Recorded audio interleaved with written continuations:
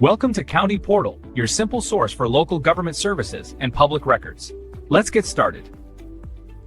So, you're wondering if you can use a credit card on Venmo? The short answer is yes, you absolutely can, but there's a very important catch you need to understand before you do. Venmo charges a standard 3% fee whenever you use a credit card to send money to friends or family. This means if you send your friend $100 for your share of dinner, Venmo will actually charge your credit card $103. That extra $3 is the fee. This isn't just Venmo being greedy, it's because credit card companies like Visa, MasterCard, and American Express charge a processing fee for every transaction, and Venmo simply passes that cost directly onto you, the sender.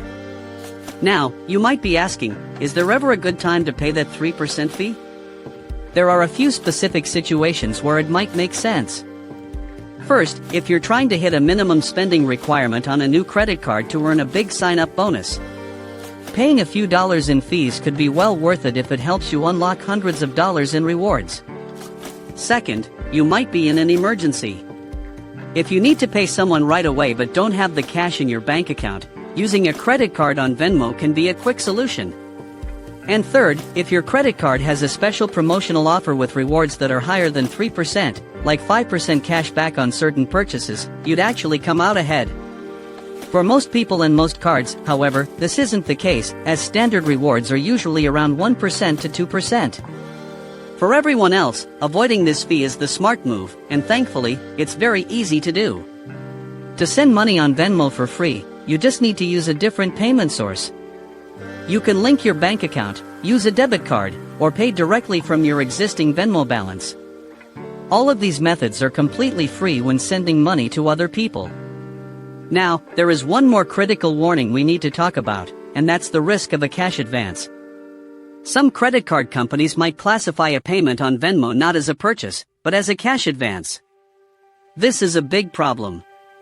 Cash advances typically come with much higher interest rates that start accruing immediately, there's no grace period, and they often have their own separate fee from your bank on top of Venmo's 3% fee.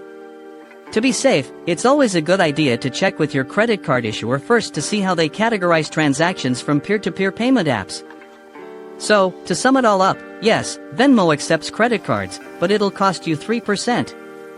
It's usually not worth it unless you have a very specific reason. For all your normal, everyday payments, stick with your bank account, debit card, or Venmo balance to keep it free. Thanks so much for watching. If this video helped clear things up for you, please hit that like button and consider subscribing to the channel for more simple answers to your financial questions. We'll see you in the next one.